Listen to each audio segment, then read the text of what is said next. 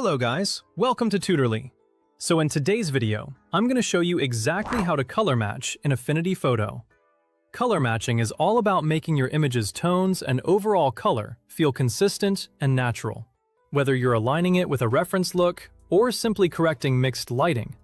This technique is extremely useful when you're combining photos from different cameras, fixing inconsistent lighting, or trying to create a specific visual style. A good color match can make images feel like they belong together and give your projects a more professional appearance. We'll keep this simple, precise, and non-destructive, so you can fine-tune without damaging your original. Working non-destructively is important because it allows you to experiment with different color adjustments and return to your original image whenever you need. This gives you more control during the editing process. Start by opening Affinity Photo and loading the image you want to adjust. At the top, click on Pixel to make sure you're in the right workspace for direct pixel-based editing. This ensures the tools we need behave as expected, and that the adjustments apply exactly where you intend. Before making any changes, it is a good idea to check your image and understand what needs to be matched. Look at areas like skin tones, shadows, highlights, and neutral colors, because these help you judge whether your adjustment looks realistic.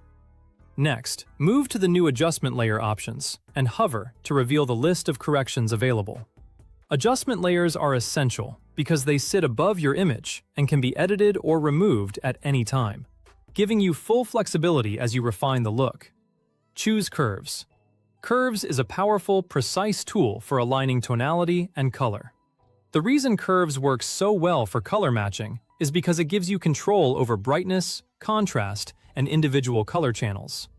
You can make very small adjustments and create a more accurate match compared to using simple brightness or saturation controls. In the Curves panel, set the channel to RGB. Working in RGB, adjust the composite of red, green, and blue together, which is ideal for global matching without introducing unwanted color casts. You'll see a diagonal line representing the relationship between input and output tones.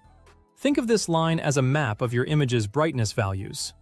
The lower area controls darker tones, the middle controls midtones, and the upper area controls highlights. Place gentle points along this line and drag to guide the image toward your target look. Pulling a point upward brightens those tones. Pulling it downward darkens them. Use a point in the shadows to control depth, a point in the midtones to shape overall balance, and a point in the highlights to protect detail. For example, if your image looks too dark compared to your reference, you can slightly lift the midtones. If highlights look too bright, gently lower the highlight area to bring back detail. Small, incremental moves are key. Watch skin tones, neutral grays, and known whites as anchors for realism. These areas are important because they reveal color problems quickly. If skin starts looking too orange, green, or unnatural, your curve adjustments may need to be reduced. Aim for smooth transitions. Abrupt bends can create banding or crushed detail.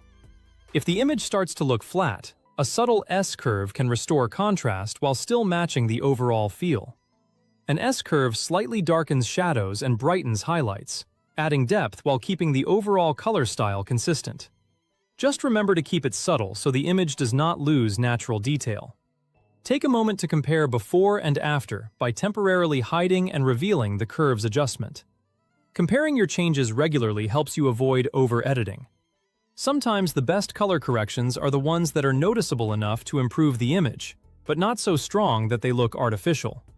Then settle on the curve that best aligns your image with the desired mood. When it looks consistent and natural, you've successfully color matched using curves in Affinity Photo. With practice, this workflow will help you create balanced images, match different photos together, and build a more consistent visual style across your designs and edits.